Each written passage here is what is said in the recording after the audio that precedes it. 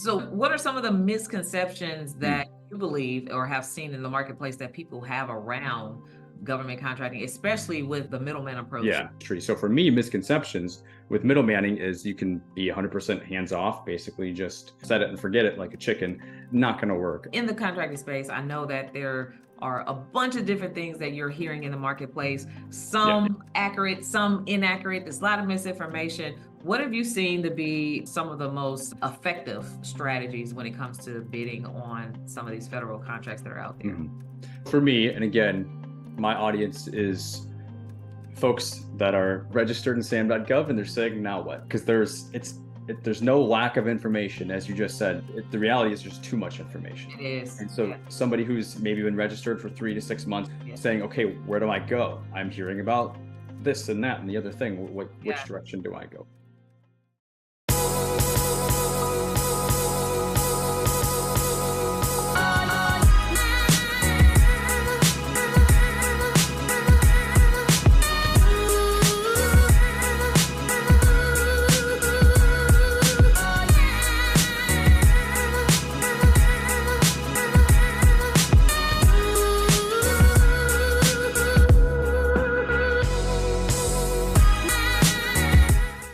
Hey, what's up, everybody? And welcome in to YouTube with Dr. Karwanna D. I am here with the middleman expert for government contracts, Derek James, and we're just going to have a conversation about this great industry about government contracting. Of course, there's multiple different ways and strategies that you can position your business, and we're just going to have a conversation about why it works and why you should be doing this. So, welcome to the show. Thank you so much, Karwana, for having me. I'm really excited about doing this. So nice to formally meet you. We've been in the space for a while, right? But this is really cool. I've been watching your stuff for some years now, and you've been pretty consistent in putting out really amazing content. It would be beneficial, especially for small business entrepreneurs, for at least more of us can have open conversations about what's happening in the government contracting space, why people should be doing this, and if they're not doing it, what they're really missing out on. I absolutely agree. And I think what you said, just for a second, the more we open the conversation, even amongst ourselves in the space, right? I think that's only going to benefit everybody involved. So, Absolutely. So you started in the contract, and you can correct me if I'm wrong, way back in 2014, and was able to basically generate up to what, 15 million by the age of 30, which is really unheard of. So let's talk about your yeah. introduction a little bit about. Yeah, for sure. Yeah, 2013, 2014, in the middle there is when I started. And I actually started working for a small government contractor. So I didn't even know what government contracting was. And as I famously say, is like the first year in the GovCon space, I didn't even know what my job was to explain it to my friends and family. I just knew it had something to do with the government, and that was the punchline in all the conversations. And then I just realized there's this whole other world. The more you get into it, if you have a conversation with somebody about GovCon, it's like you're talking to a brother or sister, because there's so few, even though contractors and everything like that it's very prominent throughout the world and the United States, of course, but there's a lot of people just don't know about it. And I'm like, hey, have you seen the movie War Dogs? We've got a few strings that we all get to play on. So yeah, I started in 2013, 2014, working for a small government contractor. And I had experience in the past doing proposal writing for a nonprofit. And I also graduated during the time where the economy was still coming back. So it was a really weird time in the economy where I found myself going through a number of jobs that didn't work out until ultimately finding my place at the small government contractor that I worked for. And then the story really began from there. Yeah, it's been just about 10 years now. Wow, that's a long time, especially for a person who's never heard of it Yeah. before.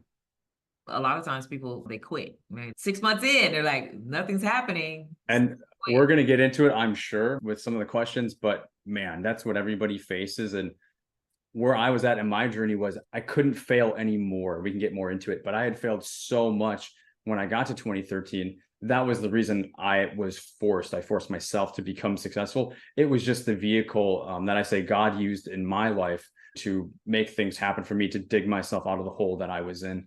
And that's what I'm so passionate about, helping people, because a lot of people are going through tough times in life. And GovCon, I truly believe, is a vehicle. We see it every single day. I'm sure you get the comments and the emails just as much as I do, people winning their first contracts and just all these life-changing things. It all kind of starts at this pivotal point, and that's what it was for me. And I love working with and having conversations with so many other who can relate to that. Absolutely. So you started with another company, and then at some point you saw an opportunity for yourself. Let's talk about like the journey. Like, what were some of the things that helped you actually, or did you actually have success right off the bat starting your own business in this space? So for me, I worked for the company for 5 years, and then things got really turbulent because we started to grow a lot. And then I was faced with a decision, and God had let me know that it was time for me to make a jump. And it was the scariest thing that I could do. For a year and a half, I tried to quit that job. I interviewed behind the scenes and everything like that. And I interviewed great. I have a great resume. Like, I always kill it. And then just for whatever reason, it wasn't working out. It wasn't working out. And for me, I kept saying, God, what's going on? Why is this not working? Why is this not working? The answer I kept getting was have faith. And I thought that meant to keep sticking it out. But the last time I did it, I was broken down crying with my girlfriend. It's this big moment in my life. And it was like, no, Derek, you have to have faith, meaning clinging to this job and the 6-figure income and the golden handcuffs and all that. That's not having faith. That's really the safest thing that you can do. You, my friend, have to do the scariest thing that you can think of, which is leave this. It was a very toxic environment. So leaving that, I had to sign a non-compete for 2 years. I couldn't do anything GovCon specifically for 2 years after leaving that job. And that's what brought me more into the coaching space. Because after I left that job and I made that leap, I'm like, okay, I've got all this stuff in my brain. I'm afraid to lose it. So I just wrote it all down. I turned it into a little ebook. And that's what brought me like into doing a YouTube channel and more in the space this way, because I couldn't go out and do contracting myself for 2 years. And then after that got going, it's okay, well, I'm not going to compete with the clients that I'm working with. So I really just tripled down after a couple of years. And that's what allowed me to stay in the space and the capacity that I'm in today. So a little bit maybe different than what a lot of people do, but that's my story.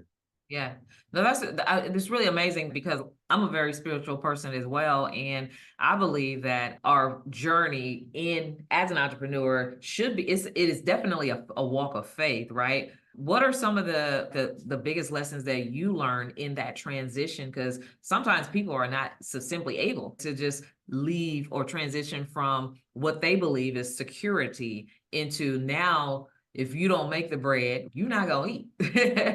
What Yeah. were some of the things that you learned in that transition? When it comes to actually like making that leap, Yeah. I had gotten to the point to where there was so much pain associated with staying in the position that I was, and it only looked good on paper. Like I said, I had fought it for a year and a half. My biggest lesson really is it's I believe you're going to go down your path, whether it's willing or you're fighting it. Like either way, it's going to happen. And I think it comes with a bit of maturity, and life is hard, man. We're here to learn lessons, right? I don't want to get too much into beliefs and things like that, but it's some things I feel like they're just fated and it's going to happen either way. And I believe these milestones that I've already shared, I believe that they were all fated. And that's how I look back at my life. And it gives me the power, instead of seeing those, the biggest lesson would be when I'm suffering or when I feel like it's like, why me, or victim mentality, especially in GovCon, folks that are new to GovCon, new GovCon startups and small GovCons, they can win that 6-month window. I'm bidding, right? Or I'm trying to write proposals that I'm not compliant, or I wasn't the lowest price. It's like the first thing we can go to either say, why me, or some sort of victim mentality. My biggest lesson was being able to look back and have that hindsight to realize, you know what, everything was truly working for you. As I don't want to say it's corny, but we hear that a lot in the space. But it charged my batteries to use for my battles nowadays, or my new challenges, new levels, new devils. So I feel like I gained that power from taking that leap of faith to help me with the challenges that we're currently up against today. I don't think it ever goes away. It's just you get better, you get stronger. So that would be my biggest lesson, if we can find the answer in there. Yeah, absolutely. So what are some of the misconceptions that you believe or have seen in the marketplace that people have around government contracting, especially with the middleman approach? Yeah. Okay, for sure. And I didn't start out talking about middlemaning.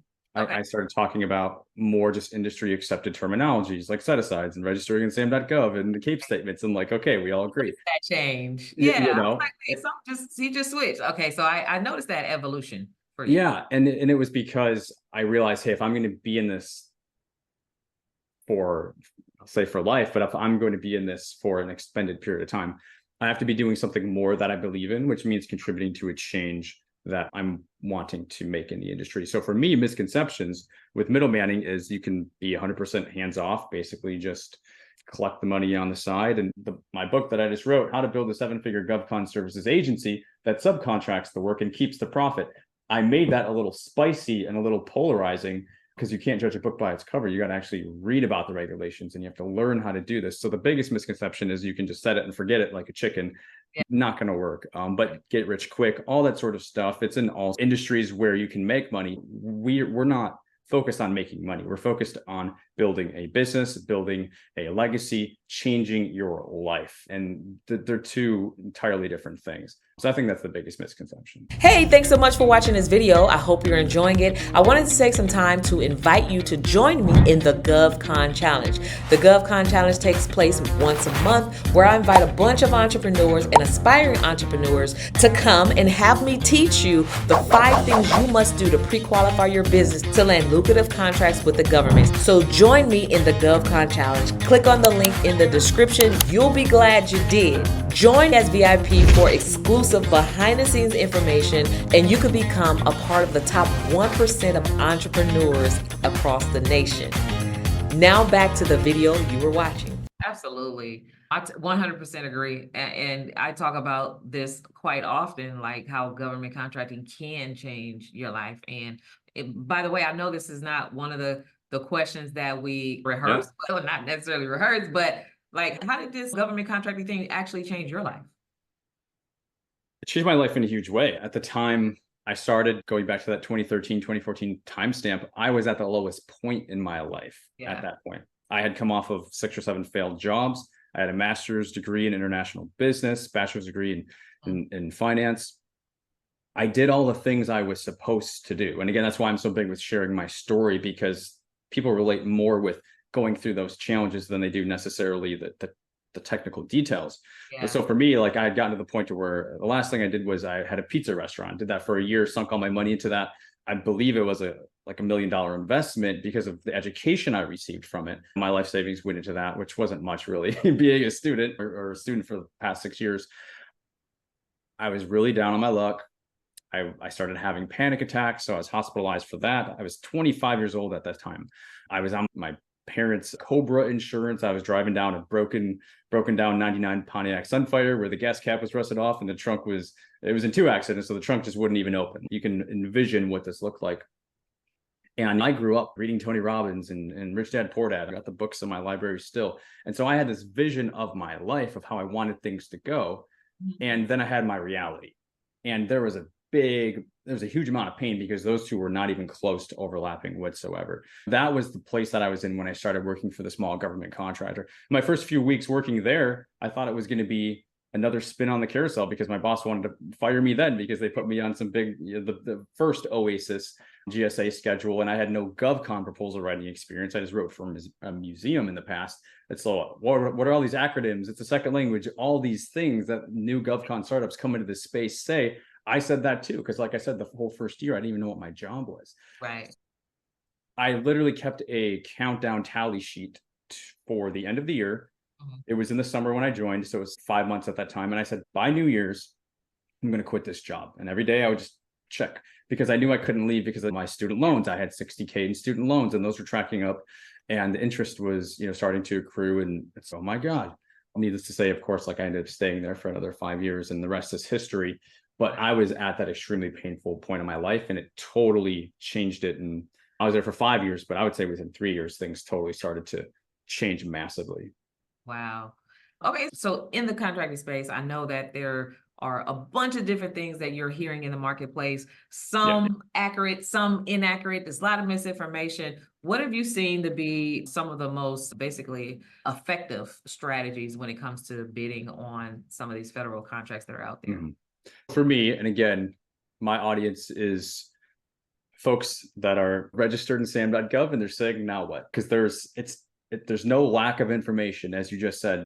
The reality is there's too much information. It is. And so somebody who's maybe been registered for 3 to 6 months, you have a lot of listeners, and I'm sure a lot of them can resonate with being in that demographic, saying, okay, where do I go? I'm hearing about this and that and the other thing. Yeah. Which direction do I go? For me, and speaking to that particular audience, I firmly believe that playing the numbers game and learning to bid on contracts by way of playing the numbers game Yeah. is the best place to start. I believe that's the meat and potatoes to what everything else needs to be. For example, and I'm not saying, I'm very opinionated, so I don't say things are bad. I just say certain things can not be great at certain times because you have to prioritize. Right. And a lot of these folks, it's just them, or it's them and their spouse, or them and their partner, or maybe they're a vet and they're transitioning out and they're coming into the civilian world. Like both you and I know what this looks like. And the point is that the biggest problem and challenge that can come up is a distraction of our time and a distraction of our focus. So I believe if you play the numbers game, you're not going to be taken away to let's just do 100% marketing only. Because, for example, because at the end of the day, you're still going to have to respond to a solicitation. Like contracting is still going to email it to you, and you still have to put together something that's going to be compliant and competitive, or they're going to kick it back, and that's going to affect your reputation. So marketing, nothing wrong with marketing, but I believe bidding is the one thing that you can't get away from learning because all roads lead to it. So why not start there and then expand? You don't want to work out. You don't want to start taking all these supplements, I always say, and then not work out, right? It doesn't go anywhere. These things can be great, but you need to have the core fundamentals in place first. And to me, that's bidding contracts and playing the numbers game with that. Absolutely. It's definitely a numbers game. And what I've seen is sometimes people have the misconception that because they only hear the success stories that are out there, they don't hear the journey to that success and the hard work that it takes behind the scenes to actually hit that, to Absolutely. achieve those things. And so they think, oh, I'm just gonna, and here's the thing, they like, oh, I'm just gonna go ahead and get started with contracting and I'm gonna submit a bid and I'm gonna win. And no, because you may lose like a few times before you win, right? Yep. Yeah. Setting your expectations from the beginning. Absolutely. If you're going to have a 10% win ratio or a 20% win ratio, yeah, that will take you further than did I win? Did I win? Did I win? Yeah. Yeah. Absolutely. So how do you identify and target the right opportunities in the federal contracting space? That's a good question. I think the answer to that it's specific and custom to each and every business owner, because a right opportunity for one business is not going to be a right opportunity for another business. So absolutely know thyself. And what I mean by that is understanding what's a bid or a no bid for you. Even if it's just you as a team, I would encourage anybody listening to this, but just everybody in the space to start systems thinking, even though if it's just you, or if it's just you and a partner or your spouse or whatever, and start to document your approach to doing things, because you do only have so much time in the day and you don't want to fall prey to distraction, and you want to work effectively, but also efficiently. And part of that, I believe, is knowing what your bid, no bid criterion is. And that is going to be different for everybody. For example, are you looking within a certain geographic radius? Some like construction businesses and things like that, they're looking at a tri-state area, versus others who are maybe 100% services or staffing. They're doing all 50 states, right? It's not as big of a deal for them. Or certain set-asides. This is an early one. Are you going after WOSB, SDVOSB, or are you just sticking to total small business? Or are you open to full and open competition contracts? What is it going to be? The answer is not necessarily difficult to arrive on, but it is really important. All these things will act as screens and filters to narrow down opportunities that are closer to being a fit for you, so that you're only investing your precious time, or you and your partner's precious time, on those bids that have the highest probability of having a strong ROI for your business. And that means even being able to put together a competitive bid response, which also means getting into looking at the solicitations, learning to walk before you run, which means learning how to read before you write, which means, okay, can I identify a statement of work? Do I know what's supposed to go into my proposal? Is it price only? Is it price and past performance? Is there a technical? These things, they can sound overwhelming. I promise, as you start doing it and you focus on them, you will learn it through this form of repetition. And then you can apply it to every bid along with your bid, no bid criteria. And before you know it, holy crap, like you're a semi-professional government contractor. And that's what that looks like, in my opinion. Yeah, no, absolutely. Wow. So what are some of the trends that or changes in the industry? Because this Sure. industry has definitely changed and it's probably going to continue to evolve. And from what I've seen, like the whole middleman strategy has become more and more of a common terminology that people are talking Yeah. about. And they're looking at it like, oh, this is an easy way. all work, right? Regardless if you're going to prime or sub or be the middleman or whatever. What have you seen being some of the other basically changes that's happening in the government contracting industry? I would say just in the industry as a whole, cybersecurity requirements are increasing over time, whether it's CMMI and NIST type requirements that absolutely do affect small business as well, or even just contracting working with more pre-vetted contractors, because many folks in contracting complain that they get burned by working with new gov cons or small businesses, and their response to that is, okay, let's pre-vet it. So we'll come up with a government vehicle called a GWAC or MATOC, and there's a number of others that exist out there, for example, or even just like GSA schedules. We'll take it off the SAM, we'll put it on GSA schedule. So only those folks who are on those pre-vetted vehicles can bid on it and access it. And that causes a lot of anxiety in the marketplace. And it can also be absolutely a FOMO, a fear of missing out. But unfortunately, that also can be, I don't want to say a distraction, because it can be worse than that. For example, I know many new GovCon startups, they got the call saying, hey, get on a GSA schedule, we're going to start feeding you work, or hey, become an 8A, and SBA's got contracts waiting to give. They're just going to walk through the door. I think I did a video on that a couple of years ago, and it's not the case. So these things aren't bad, and they are changing in the space, but what does it mean to you? You registered in the last 3 to 6 months, you got your cage code. Awesome. What does it mean to you? Does that mean that's your next step? And I think the thesis for this conversation, and the bigger conversation too, is really what does it mean to you? Instead of being distracted by these things and falling prey to folks that are trying to sell you on something or other things that are just shiny objects. I also like to say, I'll stop there, but I think it really just comes back to, what does that mean to you? Does not mean you have to go and do these things, although they are absolutely changing in the space. I believe you probably just have to have your own vision, right, of how you want to play in this market. But it's hard when you don't know anything and you have 10 different things telling you different things to do. It's like, I'm paralyzed, paralysis analysis. Absolutely. So speaking of which, you have so many, here we go. So much information coming from everywhere. What advice would you give to just a brand new incomer or a newcomer who's probably interested in entering into this industry? What advice would you give them? I love this question. It's because it's one of the questions I'm most passionate about, because I see a lot of pain come from doing things. Newcomers coming in, as we just highlighted, coming in and falling prey to this. So I believe that there's really two main sectors. There's folks that are coming into government contracting with no business per se experience, maybe a little bit. And then there's those that are coming in as business owners who have an established business, have existing revenues, maybe in the millions of dollars, right? Still small businesses, but millions of dollars. Two very different avatars. Yes. And I don't believe there's one answer that encompasses both of those, because I believe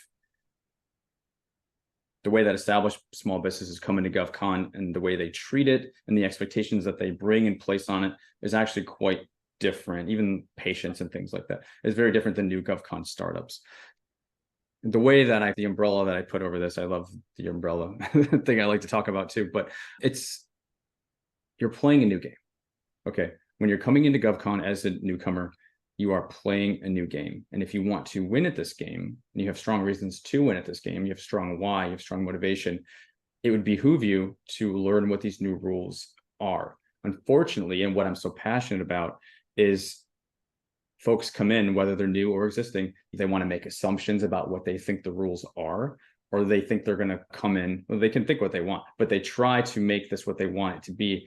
And the market kind of says no, because the GovCon market is different than, I guess, more of the commercial market. So understanding what the rules are and being open-minded to playing towards those to win the game, instead of trying to, I don't know what it is. I don't know if it's ego. I don't know if maybe it's just the lack of knowing with the assumptions that are being made and the expectations that are brought in. Leave that stuff out the door, come in with an empty glass of water. Bruce Lee talks about, I can't put any water into your glass, it's overflowing. Empty your glass, and then find some smart people to follow, and you'll probably be okay. So that's what I would say for newcomers in a short bit. Good stuff. So if you were to start all over in your business, if you would do something different, what would that be? If not, why would you do everything the same?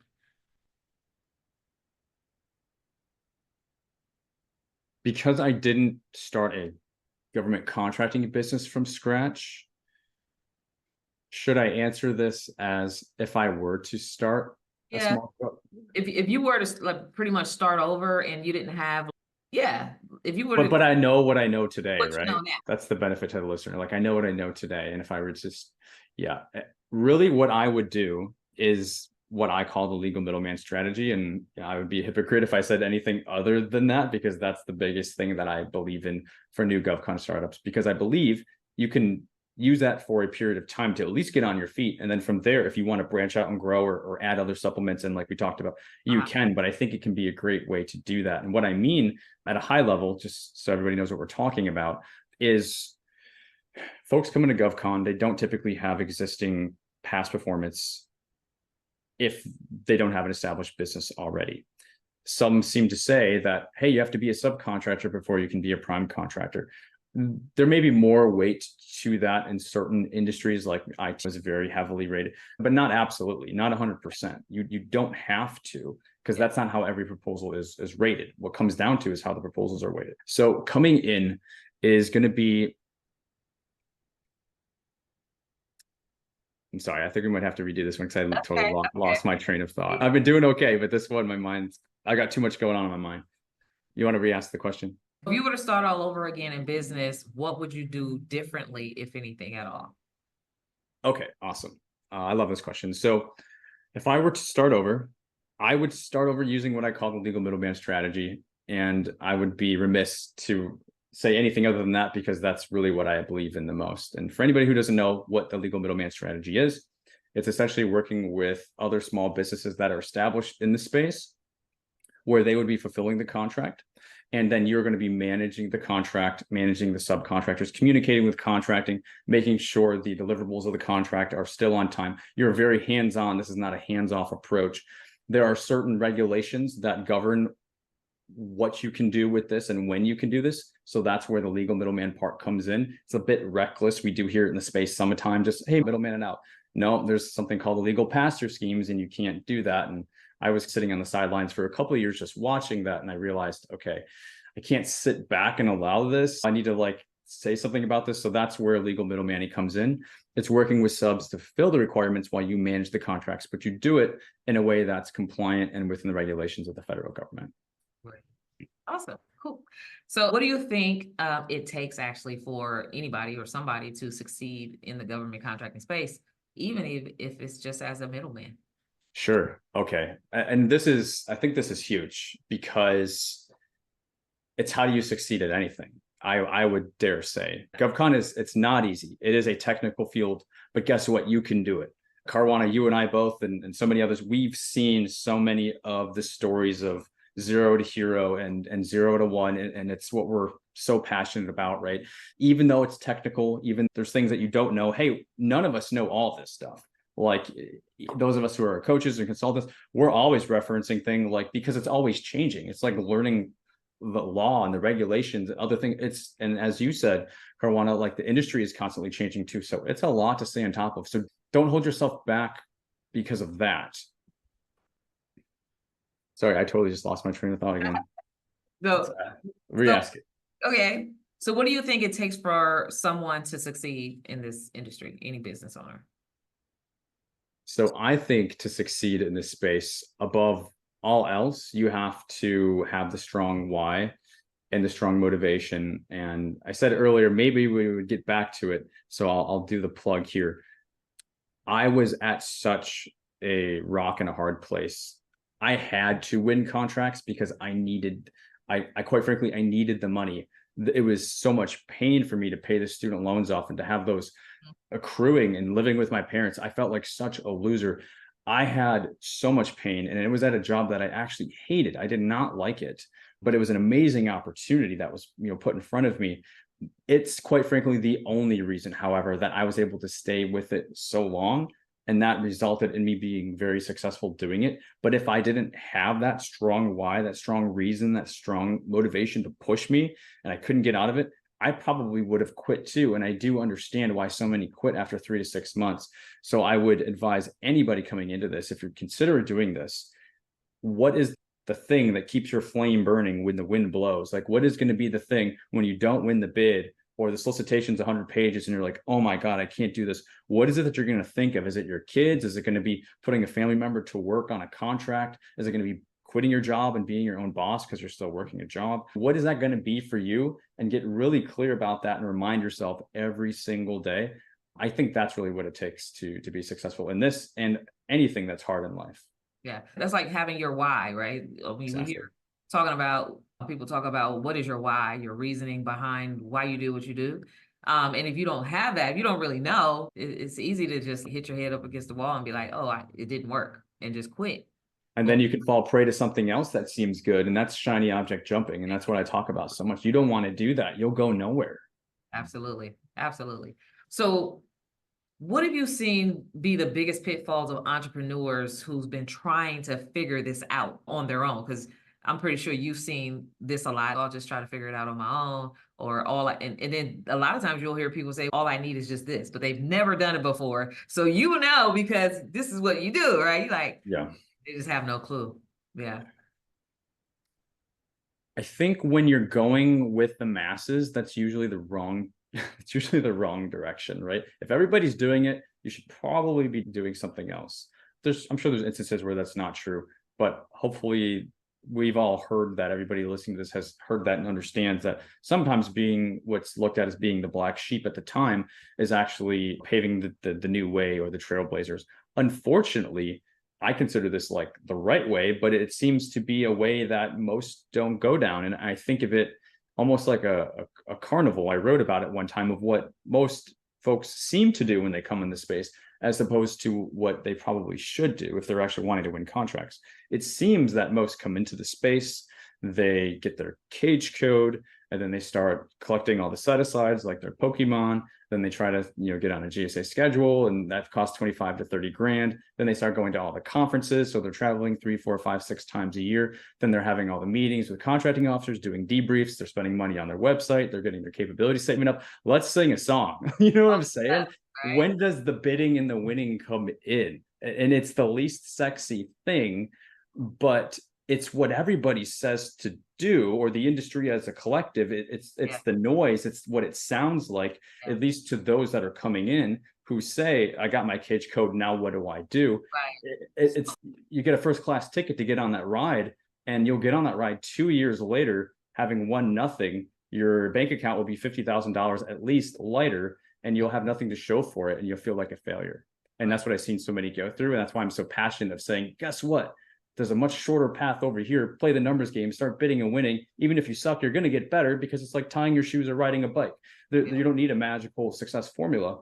And that's what we do on the Sam Bids live show. We just break it down, because it's enough to get started with. So just get started. You don't have to pay a bunch of money or do a whole lot of things other than learning how to read and respond and how to learn the regulations. And there's enough information out there, enough good information that you put out, I put out, others put out, to really learn the things that are necessary. And I think we all know what that is. It's just, again, I think sometimes the distractions get the best of, as a pitfall, right? Those newcomers that come into the space. And it's really just basically, to sum it up, you're just like, just go straight for the money, just get straight to the money, right? If that's what you're trying to do. I'm like, if you want, like, going to conference, if you're here to make friends, if you want the GovCon experience, wow, there's a whole industry for that. You're not going to make any money. Like, they'll take your money, but man, you'll get a lot of business cards and you'll have a lot of conversations. And if that's what you want, do that. Yeah. On the flip side, so because I know, because when you're the person that's doing the work, right, versus the middleman strategy, then of course, in that case, it makes sense. So it just depends on your business model and your approach. Then it makes sense. You need to know who's the who, because those are opportunities based on relationships. But when you're the middleman, then all that other stuff is just busy. It's just busy work. You don't necessarily have to do all that stuff.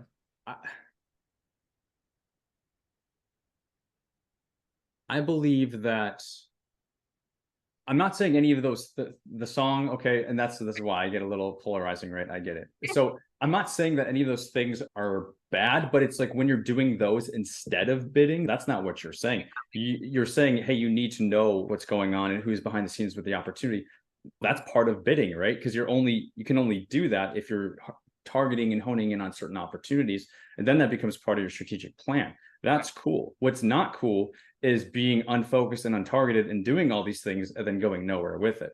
I don't think there's a differentiator between legal middlemaning or if you're going to be self-performing contractor yourself. I think it's all the same. You have to be targeted and focused with what you're doing. Unfortunately, though, those who come into the space, they're not, and then they fall prey to that. And I don't think that's ever good. Yeah, absolutely. Yeah. Absolutely. Totally agree. And I appreciate you making that distinction because that's very important. Yeah. So what are some of the success that you've seen and you've coached people to have in this particular industry? I know that initially you were doing the get into SAM, like the whole process, and now there's the middleman strategy. Have you seen an uptick in one or the other approaches? Let's talk about that. The successes I've seen, again, if we were to compare established businesses versus new GovCon startups that didn't have a previous business, for me, it's been like 95-5. 95% of the successes that I'm seeing are coming from new GovCon startups. And I think that's very encouraging because I think that's a lot of what the listener base is and those who are looking for information. It seems that those who have existing businesses, even though they have even more opportunity because they have tremendous past performance, and there are some, but it's like they'll take one person and appoint that person. Okay, you're going to do the GovCon division. And I've consulted with them, and then the boss isn't hands-on and understanding with, hey, this is a new game. They want to play by the old set of rules. So then that person's hands are tied. It just doesn't work. Or they get impatient. They're like, hey, we bid on this for 3 months. You know, we don't make enough money. The margins are too low, blah, blah, blah, blah, blah. So we're just going to quit. I've seen a lot of that with established businesses. Although there are certainly, established businesses that come into this, they get the right path, they understand the rules, and they just go on to kill it very quickly, getting into even $5 and $10 million contracts because they can just get up and go that much quicker. Right. With new GovCon startups, which is what I'm seeing 95% of, hey, I won my first contract, my first 5 contracts. That's what I'm most passionate about. And that's really the space that I play in. I like going from 0 to 1 because it's the most life-changing, and it's what's a mirror of my own personal story, because GovCon changed my life and I believe it can change yours too. And that's really one of the themes in this entire conversation today. For me, yes, I've had, for example, clients win like a $4 million contract, $5 million contracts.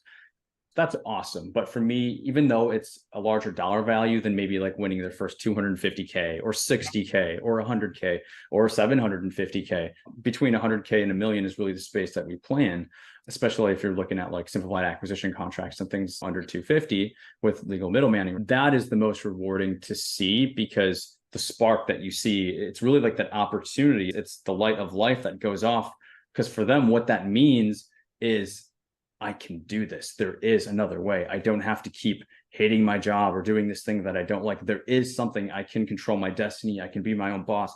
I can put my family member to work. I will have a place if I'm a veteran. I'm not just relying on VA money. Like I can put myself into something and have a mission bigger than myself. That is what makes it all worth it. And that's more exciting to me than even like the $4 or $5 million contracts, which is cool too.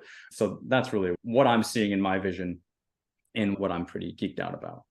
Pretty cool. And your story, my story, we have similar stories. We both just came into this industry as new GovCon startups, had some success. And now the beautiful thing is, I believe that as you have some success, it's amazing how the people who are here designed to serve turn back and help other people along that journey and along that path to also have success. And I believe that even in that, the benefits will continue, the rewards will continue to pay it forward. And so anyways, with that said, I know that the middleman strategy, of course, I think that is an amazing, more of a thing that people are talking about a lot in the marketplace. And I think it is, I do believe that it is like the quick way basically to pretty much get started, especially if you're just getting started in this industry. No past performance is a really great way, but a lot of times people don't really understand, like, what is the middleman strategy? How does it work? I see a lot of questions about how do you do it legal? Why are people, going to jail behind this and stuff? Sure. So you got to know from the expert, the person who's done it, who's done the research, who's been there and done it. And I know that you have a legal middleman program, strategy coaching offer that you have. Like, where can people learn more about how they can work with you, or where they can follow you to learn more about this middleman strategy? Yeah, for sure. And thank you so much for teeing that up. Yeah, we have a website, legalmiddleman.com. We offer a book, a course, and a class. We just keep it simple, stupid, if you will. And we focus on really just getting to the point of what you need to learn so that you can implement this into your small business. If you're at a stage where you're wanting to get up and start doing this, we have something for everybody. If you don't have a big budget right now, just grab the book. If you want to take the course and you want templates and things like that, because that's more than what the book offers, great. Or if you want to, do a semester with a couple months and work together through something like that, we also offer that a couple times throughout the year. So if you're interested in learning it, there's a lot of information out there but on our website, legalmiddleman.com. I just recommend just go and check that out and let us know if you have any questions. Awesome. Thank you so much, Derek, for agreeing to be here and just have a conversation about what you're doing, the great work and impact that you're having in the marketplace with small businesses, and continue to do great work. So thank you so much for sharing. Legalmiddleman.com. Make sure you guys check him out. Follow him. Do you have social media? YouTube? We're everywhere. So you'll find us. So we'll drop some links in the show notes as well, so you can go ahead and follow Derek. But thank you so much for your time. I appreciate you and the impact that you're making in the business industry. Thank you very much for having me, Karwanna. I appreciate it.